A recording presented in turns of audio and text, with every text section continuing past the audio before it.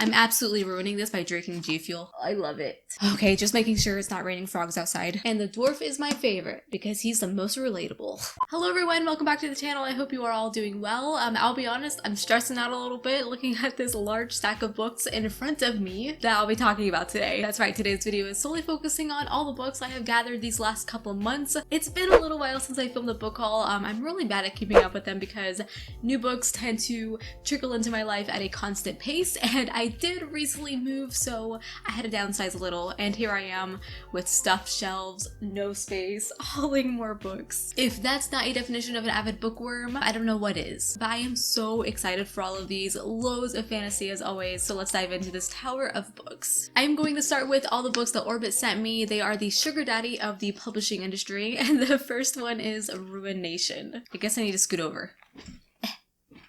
This is the first novel set in the League of Legends universe, and as someone who plays way too many video games, I am super hype about it, and they truly went out of their way to make this book look pretty. For one, it's really heavy, like your wrists are going to be sore after reading this one. Not only are the end papers designed, but hold on, I don't want to spoil it for you. The naked hardback has the same sort of design as the front, but the back of the dust jacket, we have the duo, we have Vigo sitting on his throne, looks so freaking cool. I love it. This isn't a special edition or anything, by the way. You can go to your local bookstore right now and get this. The author's name is Anthony Reynolds, and he could easily be Ryan Reynolds' brother.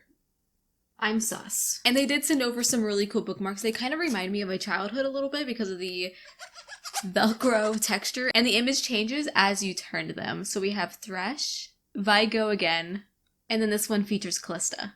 All of the art, by the way, is by Adrian Wilkins, and all of their stuff is just amazing. They do concept art for video games, basically, and what a dream job. Please stuff my eye holes with more amazing stuff like this. So this is full of League of Legends lore, which goes very deep. It's like Fortnite. If you're a parent who has a child that just plays Fortnite all the time, and you think, oh, it's just a dumb shooting game, the lore is very complex and actually fascinating, and this is in that same vein. So I totally expect to be sucked into this story like any fantasy novel. And then I have a Bronze Drum. This is a historical fiction of ancient Vietnam with not only a stunning cover, but an equally stunning plot based on a true story about these two sisters who raised an army of women and rule as kings. You can't tell me that doesn't make you excited to read this. And it also came with a slip of paper with a very interesting tip on it. For the optimal reading experience, recommend pouring yourself a cup of Vietnamese coffee, best served with a generous dollop of condensed milk.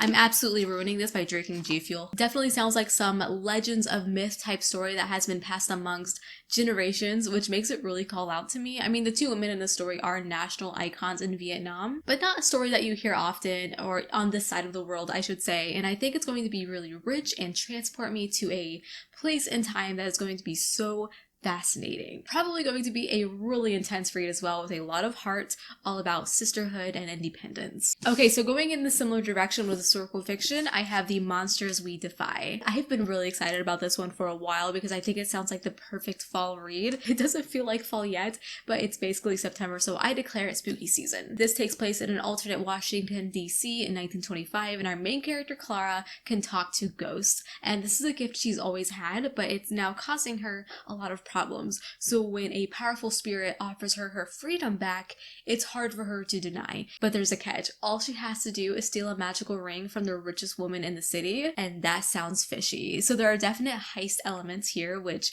I'm really excited about. I know we follow an almost like Six of Crows like group who are tasked to help her. I'm really pumped to have this on my shelf. I'm not sure where it's going to fit, but boy, I'll squeeze it in here somehow. It's also pretty short. I think only around like 370 pages. I think that's the perfect length for a story like this.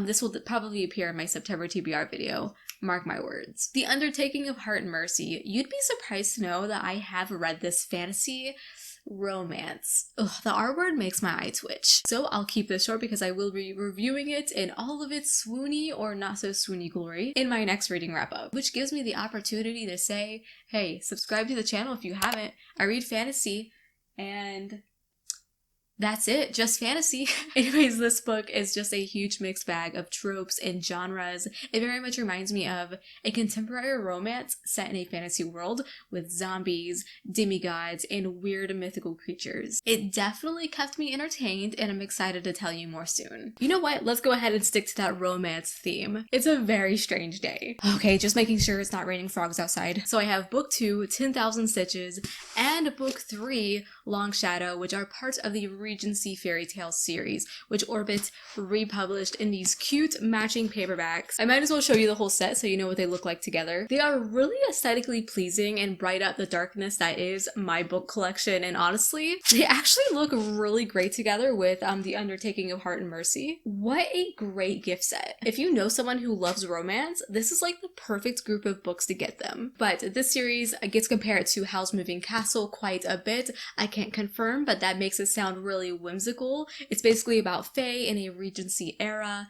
Fantasy, obviously. We have Dora, our main character, who must find a husband, but she is cursed and literally only has half a soul. A bingeable series for sure, and I just might have to do that. I will give these a try. Alrighty, so let's go ahead and move on to some sci-fi. Again, these were gifted to me from Orbit, the publisher, not actually from outer space. Though if sci-fi books just plop down from the sky, I wouldn't complain by any means. August Kitco and the Mechas from Space. I've heard nothing but great things about this new sci-fi. It's supposed to be like an adventurous, action-packed glam rock space opera about great music, big battles, and rich colors. It's supposed to be unapologetically queer. We love that. Honestly, I really haven't read many books about giant mechs, and this one sounds incredible. One of the sci-fis I've received this year that I'm most excited about. And honestly, it's kind of like a giant spotlight on my shelves because this cover and spine are so freaking bright. It's blinding. Eversion. This author is very well known for his writing in the sci-fi genre, and I'd love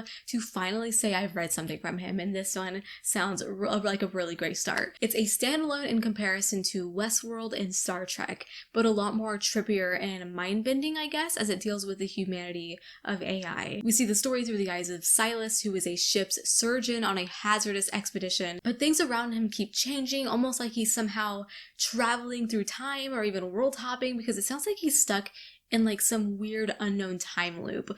I don't know. It clearly throws him upside down, literally and figuratively. And I'm just so curious on the mystery at hand. It sounds fascinating. Probably way too smart for my little brain, but we'll give it a shot. Okay, so moving along to a book that was offered to me from Harbor Voyager, we have Glaciers Edge.